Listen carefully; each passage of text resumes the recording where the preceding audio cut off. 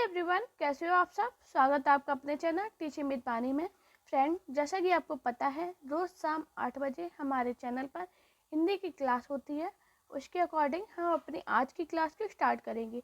आज की जो हमारी क्लास है वो कमेंट आया था मुझे कि मैम भारतेंदु युग की सभी रचनाएं करा दीजिए। तो आज की क्लास में हम पढ़ेंगे भारतेंदु युगीन रचनाएं। उससे पहले हम जानेंगे भारतेंदु युग क्या है। तो आइए जानते हैं। हिंदी साहित्य के इतिहास में आधुनिक काल के प्रथम चरण को भारतेंदु युग की संज्ञा प्रदान की गई है। तो दोस्तों, जो हिंदी साहित्य का आधुनिक काल है उसका जो प्रथम चरण है उसे भारतेंदु युग की संज्ञा प्रदान की गई है। और भारतेंदु हरिश्चंद्र को हिंदी साहित्य के आधुनिक युग के प्रतिनिधि माना जाता है। तो हमने क्या जाना, हिंदी साहित्य के आधुनिक काल का जो प्रथम चरण था उसे हम भारतेंदु युग बोलते हैं। और भारतेंदु हरिश्चंद्र को हिंदी साहित्य के आधुनिक युग का प्रतिनिधि माना जाता है। ये पेपर में पूछा गया कि भारतेंदु युग का प्रतिनिधि कौन है, तो कौन है, भारतेंदु हरिश्चंद्र है। और ये आधुनिक काल का जो प्रथम चरण है उसी को हम भारतेंदु युग कहते हैं। ये भी पेपर में पूछा गया है। अब हम जानेंगे भारतेंदु हरिश्चंद्र की रचनाएं कौन कौन सी हैं जो पेपर में बहुत पूछी जाती है, ट्रेंडिंग में रहती हैं। तो आइए जानते हैं। उसमें हम जानेंगे सबसे पहले प्रेम मालिका। पेपर में काफ़ी बार पूछी गई है प्रेम मालिका में क्या पूछा गया था, ऑप्शन में प्रेम मलिक और प्रेम मालिका दिया गया था। तो आपको याद रखना, प्रेम मालिका है वो भारतेंदु हरिश्चंद्र की रचना है। प्रेम सरोवर भी भारतेंदु हरिश्चंद्र की काफ़ी फेमस रचना है। गीत गोविंदानंद भी बहुत फेमस है। वर्षा विनोद, विनय प्रेम, पचासा मोस्ट इम्पॉर्टेंट, काफ़ी बार पूछी गई है कि पचासा किसकी रचना है, तो भारतेंदु हरिश्चंद्र की है। प्रेम फुलवारी, वेणुगीति, दशरथ, विलाप, गुच्छों फूलों का गुच्छा। पेपर में पूछा गया था फूलों का गुच्छा कैसी रचना है, तो आपको याद रखना ये खड़ी बोली में लिखी रचना है।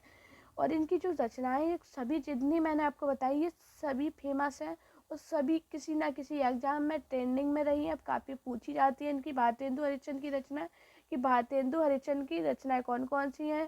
तो आपको याद रखना, प्रेम मालिका, प्रेम सरोवर, गीत गोविंदानंद, वर्षा विनोद, विनय प्रेम, पचासा, प्रेम फुलवारी, वेणुगीत, दशरथ, विलाप, फूलों का गुच्छा। ये सभी जितनी रचनाएं ये भारतेंदु हरिश्चंद्र की भारतेंदु युगीन रचनाएं हैं। अगर हम इम्पोर्टेंट की बात करें तो गीत गोविंदानंद, वर्षा विनोद, विनय प्रेम और पचासा प्रेम फुलवारी, ये जितनी रचनाएं ये मैंने आपको बता दे रही हूँ, ये सभी इम्पोर्टेंट रचनाएं बहुत ज़्यादा पेपर में पूछी जाती हैं।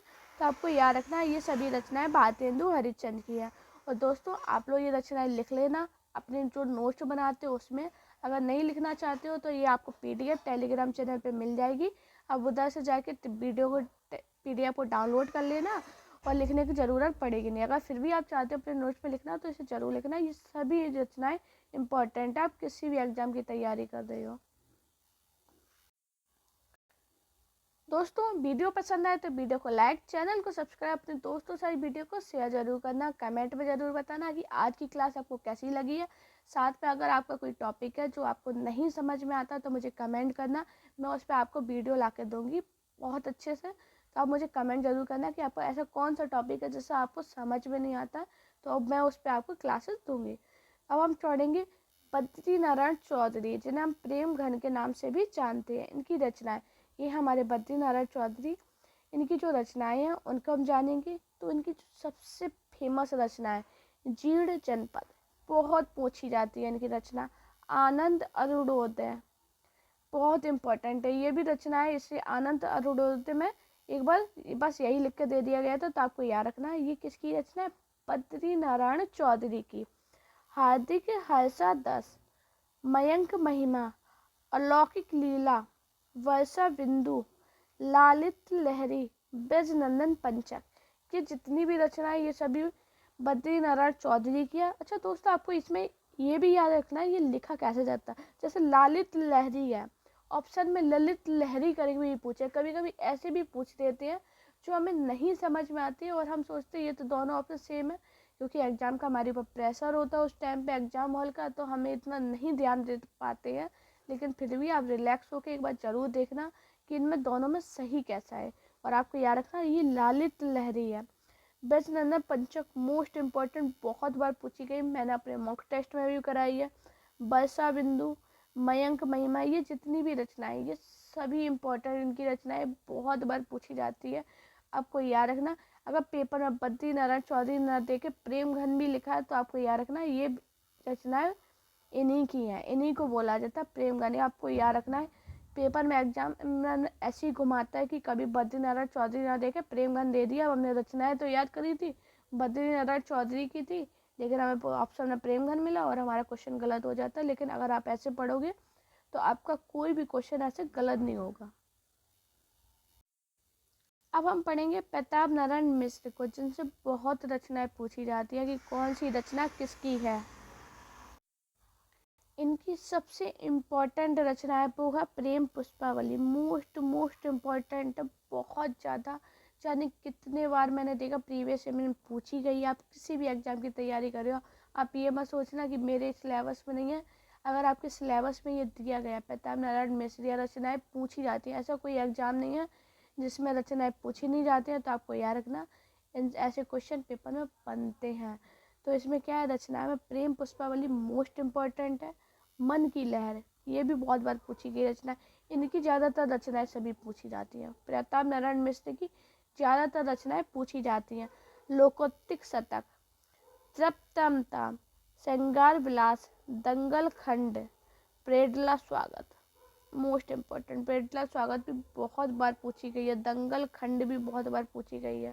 तो दोस्तों मैं जितनी आपको रचनाएं बता रही हूँ, अगर आपने इतनी रचनाएं याद कर ली तो मुझे नहीं लगता आपको फिर और कुछ याद करने की ज़रूरत है, क्योंकि मैं वही क्वेश्चन आपको कराती हूँ जो पेपर में पूछे जाते हैं, एग्ज़ाम के लिए इम्पोर्टेंट होते हैं। मैं कोई फालतू की चीज़ नहीं पढ़ाती हूँ कि लंबी लंबी 1 घंटे की क्लास बता दी, उसमें कुछ नहीं बातचीत हो रही है, कुछ बेकार जा रहा है। मैं 10 मिनट की आपको क्लास दूंगी, लेकिन परफेक्ट दूंगी एकदम। तो ये जो रचनाएं हैं ये सभी इम्पोर्टेंट है। आप लिखना हो तो लिखना, वरना आपको ये PDF टेलीग्राम पे मिल जाएगी कल, तो आप टेलीग्राम चैनल को ज़रूर ज्वाइन कर लेना मेरे। अब हम पढ़ेंगे अंबिका दत्त व्यास, जिनसे रचनाएं पूछी जाती है। पावस पचासा, बहुत बार पूछी जाने वाली रचना है। पावस पचासा किसकी रचना है, तो अंबिका दत्त व्यास की है। सुकवि सतसई, मोस्ट इम्पॉर्टेंट, बिहारी सतसई है वो बिहारी की है, सुकवि सतसई है वो है अंबिका दत्त व्यास की। हो रे, बहुत बार पूछी गई, जाने कितने एग्जाम में जाने कितने बार पूछी गई है कि हो री रचना किसकी है। तो आपको याद रखना ये अंबिका दत्त व्यास की है, और कौन से युग में आई थी, भारतेंदु युग में। दोस्तों आपको कंफ्यूज नहीं होना, जो 50 रचना है ये भारतेंदु हरिश्चंद्र की है, और पावस पचासा की बात करें तो ये अंबिका दत्त व्यास की है। ये ऐसी रचनाएं हमें कंफ्यूजन में डाल देती है, तो आपको याद रखना, तो 50 रचना है वो भारतेंदु हरिश्चंद्र की है, और पावस पचासा है वो अंबिका दत्त व्यास की है। ये तीनों रचनाएं अंबिका दत्त व्यास की, ये तीनों रचनाएं बहुत बार पूछी गई हैं कि ये कौन से युग में आई थी, तो पावस पचासा, सुकवि सतसई और हो री, ये भारतेंदु युग की रचनाएं हैं, और है किसकी, अंबिका दत्त व्यास की है। ये हमारे अंबिका दत्त व्यास। अब हम पढ़ेंगे जगमोहन सिंह की रचना, जो पेपर में पूछी जाती है। तो आपको याद रखना, जो जगमोहन सिंह है इनकी सबसे इम्पोर्टेंट रचना प्रेम संपत्ति लता, श्याम लता, श्याम सरोजनी, देवयानी, ऋतु संहार, मेघदूत, ये ऐसी रचनाएं जो पेपर में बहुत बार पूछी गई हैं। प्रेम संपत्ति लता किसकी रचना है, तो आपको याद रखना ये जगमोहन सिंह की है। श्याम लता किसकी है, जगमोहन सिंह की। श्याम सरोजनी जगमोहन सिंह की। देवयानी जगमोहन सिंह की। ऋतु संहार जगमोहन सिंह की। और मेघदूत, ये सभी रचनाएं जगमोहन सिंह की हैं। ऐसी रचनाएं जो पेपर में बहुत पूछी जाती हैं, तो आपको बिल्कुल कंफ्यूजन नहीं होना है। ये जितनी भी रचनाएं इम्पोर्टेंट है सभी एग्जाम की दृष्टि से। अब हम पढ़ेंगे राधा कृष्ण दास की रचनाएं। राधा कृष्ण दास से एक क्वेश्चन बनता है कि इनकी जो अपूर्ण रचना है वो कौन सी है भारतेंदु युग की। तो आपको याद रखना, जो कंस वध इनकी रचना है वो अपूर्ण रचना है, और ये है कौन से युग की, भारतेंदु युग की। भारत 12 मासा, भारत 12 मासा ये भी राधा कृष्ण दास की रचना है, जो कि काफ़ी ज़्यादा फेमस है। देश दशा मोस्ट इम्पॉर्टेंट। देश दशा किसकी रचना है? राधा कृष्ण दास की। आपको कन्फ्यूजन में नहीं होना, मैंने आपको वही रचनाएं कराई हैं जो पेपर में बार बार आती हैं। अगर आपने एक क्लास देखी है, दोबारा एक बार दुगनी स्पीड से देखना, आपको समझ में आ जाएगा। साथ में मैं PDF दे दूँगी, उससे आप याद कर लेना। दोस्तों, अगर आपको मेरी वीडियो पसंद आए तो वीडियो को लाइक कीजिए, चैनल को सब्सक्राइब कीजिए और अपने दोस्तों से वीडियो को शेयर कीजिए। साथ में आप मेरा टेलीग्राम अकाउंट टीचिंग विद वानी को जरूर ज्वाइन करना है, जिस पर आपको ये PDF मिल जाएगी। और इंस्टाग्राम अकाउंट वानी शर्मा ऑफिशियल पर मुझे फॉलो कीजिए। अगर आपको ऐसी कोई प्रॉब्लम होती है कि आपको नहीं समझ में आता कोई टॉपिक, तो आप मुझे कमेंट उधर करना, मुझे मैसेज करना कि मैम ये टॉपिक दोबारा से पढ़ा दीजिए, तो मैं आपको वो टॉपिक दोबारा से पढ़ा दूँगी। दोस्तों, अपना प्यार और सपोर्ट चैनल पर इसी प्रकार बनाए रखिए और प्लीज़ दोस्तों के साथ वीडियो को शेयर जरूर किया कीजिए और चैनल को subscribe. Thank you guys for watching this video.